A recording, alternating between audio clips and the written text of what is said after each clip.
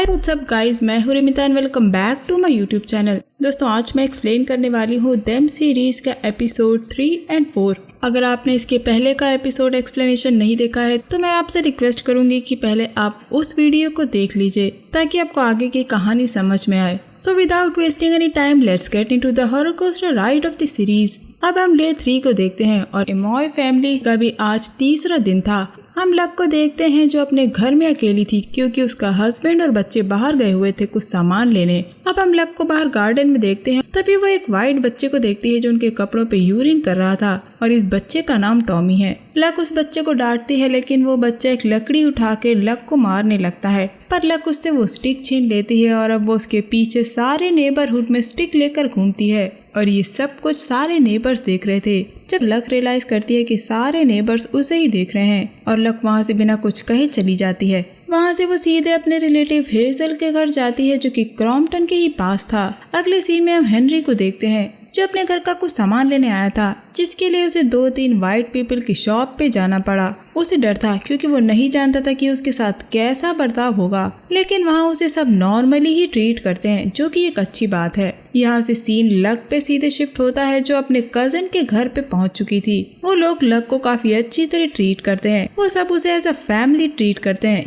ये देख के लक काफी खुश थी और वो वहाँ एंजॉय भी करती है। यहाँ लक अपने एक और कजिन से मिलती है जिसका नाम जूनिस था। अब सीन वापस हेनरी पे आता है और वो अपने घर आ चुका था। वो एक नया टीवी लेकर आया था जिसके लिए वो काफी एक्साइटेड था। क्योंकि लक घर पे नहीं थी इसीलिए उसने एक लेटर छोड़ा था जिसे हेनरी पढ़ता है और अब वो अकेले ही टीवी देखने का प्लान बनाता है। टीवी सेट होने के बाद जो पर्सन टीवी सेट करने आया था वो हेनरी से पूछता है कि वो वहाँ कब से रह रहा है और वो उसे संभल कर रहने के लिए कहता है। ये कहने के बाद वो वहाँ से चला जाता है और गाइस वो आदमी भी एक ब्लैक था। ये सुनकर हेनरी टेंशन में आ जाता है लेकिन वो उस पर ज्यादा ध्यान नहीं देता। फिर हम बेटी के घर का सीन देखते हैं जहाँ वो सारे नेबर्स और टॉमी की माँ को लेकर ये सब लोग लकी पे ही डिस्कस कर रहे होते हैं। टॉमी की माँ डरी हुई थी लेकिन उसे ये बात पता था कि टॉमी ने कुछ तो किया है, पर बेटी ये समझने के लिए तैयार ही नहीं थी और खुद ही एमॉय फैमिली के खिलाफ उन्हें भड़काने लगती है। थोड़ी ही देर में हेनरी अपने घर की टेरेस पे आता है जहाँ उसे क्लार्क, टॉमी के पिता और उनका एक नेबर मिलता है। वो उसे मारना चाहते थे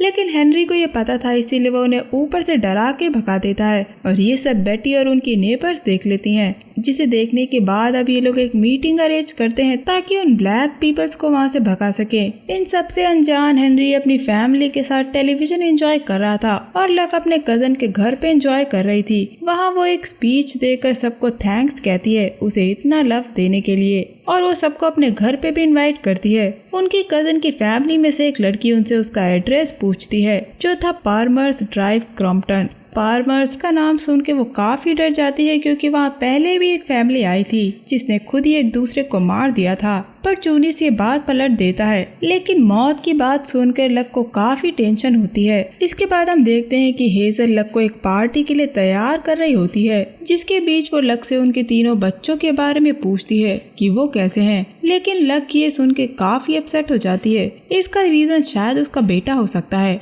और वो वहाँ से बिना पार्टी अटेंड करे ही चली जाती है। अब वहाँ रात हो चुकी थी और हम सारे वाइट पीपल्स को एक हॉल में देखते हैं जो वहाँ उन ब्लैक लोगों के खिलाफ मीटिंग कर रहे थे जिसपे बेटी और उसका हस्बैंड क्लार्क उन्हें गाइड करने वाले थे, लेकिन क्लार्क वहाँ नहीं आ पाता इसीलिए उनका एक नेबर उनको गाइड करता है और उन ब्लैक पीपल्स को धीरे धीरे परेशान करके वहाँ से भगाने का प्लान करता है जो बेटी को बिल्कुल भी पसंद नहीं आता। वो उन ब्लैक्स को जितनी जल्दी हो सके वहाँ से भगाना चाहती थी, इसीलिए वो मीटिंग के बीच में खड़े होकर एक स्पीच देती है जिसमें वो सबको ये समझाती है कि वो जितना देर करेंगे वो ब्लैक्स उतनी ही देर वहाँ पे रहेंगे। इसीलिए वो धीरे काम करने की बजाय तेज एक्शन लेने के लिए कहती है। ये सुनकर वहाँ बैठे सारे वाइट्स काफी खुश होते हैं और बेटी के प्लान पे काम करने के लिए कहते हैं। दूसरी तरफ लक को हम एक बस में चढ़ता देखते हैं जहाँ थोड़ी ही देर में बस के सारे लोग अपने आप गायब हो जाते हैं और लक को वहाँ एक एंटिटी आके काफी मारती है जिसे लक बिल्कुल भी सहन नहीं कर पाती। और अब सीन थोड़ा ठीक होता है और लक को बस की जमीन पे लेटा देखते हैं जो कि रो रही थी। वो अभी भी काफी सहमी हुई थी और ये ही नहीं वो काफी कंफ्यूज भी थी कि उसके साथ जो भी हुआ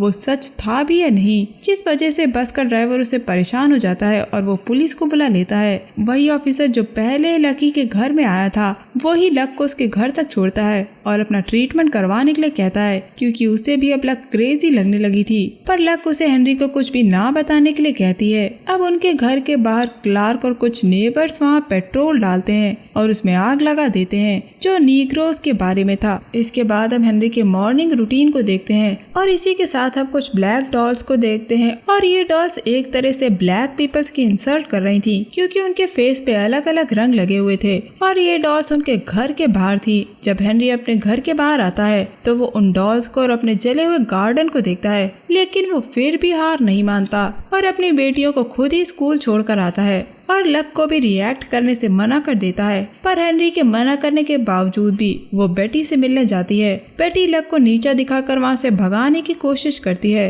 लेकिन लक इतनी आसानी से हार नहीं मानती और बातों बातों में बेटी उसे उस ब्लैक फैमिली के बारे में बता देती है जो उस घर के पास ही रहती थी। यहाँ से सीन रूबी पे शिफ्ट होता है, जो अपने स्कूल में थी और उसके पास वापस वही व्हाइट लड़की आती है जो उसके पास पहले भी आ चुकी थी और वो उसे स्टोर रूम में ले जाती है, जहाँ हम स्कूल के 2 व्हाइट स्टूडेंट्स को इंटीमेट होता देखते हैं। और ये सब ये लोग देख रही थी। वो स्टूडेंट्स रूबी और उस लड़की की आवाज सुन लेते हैं, जिस वजह से उन्हें वहाँ से भागना पड़ता है और ये दोनों एक स्टोर में आके छिप जाते हैं। थोड़ी ही देर बाद वहाँ जेनिटर आता है और वो रूबी को डांट कर वहाँ से जाने के लिए कहता है। और यहाँ था एक ट्विस्ट, जब हमें पता लगता है कि जेनिटर को वो व्हाइट लड़की नहीं दिख रही थी, जो हमारे लिए भी एक सरप्राइज था और हम एज अ ऑडियंस उसे वहीं देखते हैं और उसके चेहरे पे बस वाले आदमी की तरह ही घाव था, जिसे हम हैट मैन कहेंगे। इसका मतलब या तो वो लड़की कोई स्पिरिट है या कोई डीमन, लेकिन इंसान नहीं है। इसी के साथ स्टोरी लक पे फोकस होती है, जो उसी ब्लैक लेडी के घर पे मिलने आई थी,